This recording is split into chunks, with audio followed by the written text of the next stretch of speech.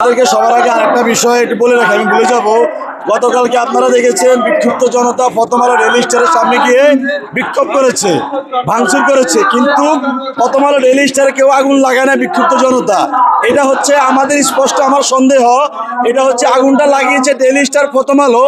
ঘটনার মোড় অন্যদিকে ঘোরানোর জন্য ভারতীয় গোয়েন্দা সংস্থা রয়ের মাধ্যমে প্রথম আলো ডেইলি স্টার নিজেদের কার্যালয়ে নিজেরাই আগুন দিয়েছে, শুধু এই ঘটনার প্রেক্ষাপট ঘুরিয়ে দেওয়ার জন্য।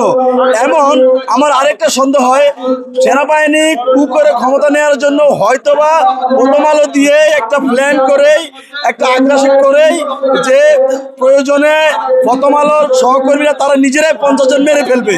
তারপরেও এই দেশে ভারতীয় আধিপত্য প্রতিষ্ঠা করার জন্য তারা কালকেই বড় ধরনের একটা নাশকতা নিজেরাই করেছে।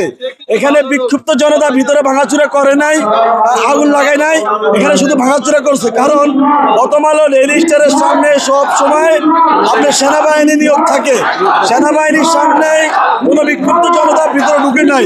আগুন যখন লেগেছে তখন বিক্ষুব্ধ জনতা কেউ এখানে ছিল না, সবাই চলে এসেছে। চলে আসার পর তারপরে আমরা শুনতে পেলাম, মিডিয়াতে দেখতে পেলাম যে ওইখানে আগুন লেগেছে। তাহলে আপনারা বুঝে নেন, এই প্রথম আলো ডেইলি স্টার বিগত স্বৈরাচারের আমলেই বিভিন্ন জঙ্গি নাটক, বিভিন্ন অনেক ধরনের নাটক, অনেক ব্লগার, অনেক লেখালেখির মাধ্যমে দেশকে উস্কে দিয়েই বিভিন্ন প্রেক্ষাপট তৈরি করেই আমাদেরকে ধর্মবান মুসলমানদেরকে জঙ্গি হিসাবে তারা আখ্যায়িত করেছে।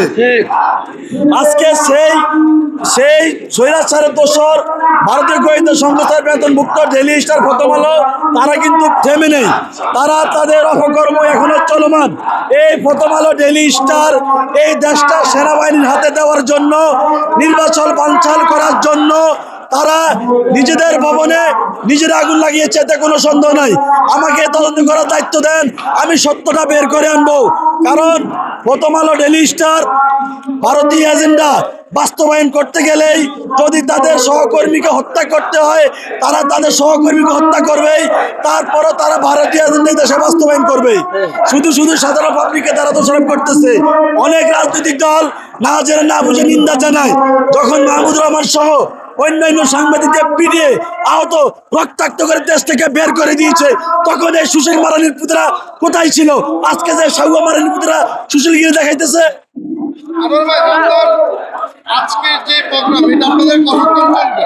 আমাদের এই প্রোগ্রাম এখনো কোনো সিদ্ধান্ত হয় নাই।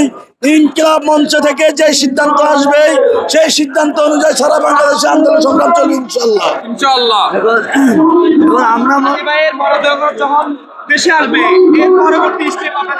আমাদের পরবর্তী স্টেপ ইনকিলাব মঞ্চ আদা সংবাদ সম্মেলন করে তারা জানিয়ে দিবে, ওসমান হাদির হাতে করা ইনকিলাব মঞ্চের বাইরে কেউ কোনো সিদ্ধান্ত নিলেই, কোনো রাজনৈতিক দল নিলে সেটা আমাদের এই আন্দোলনের না।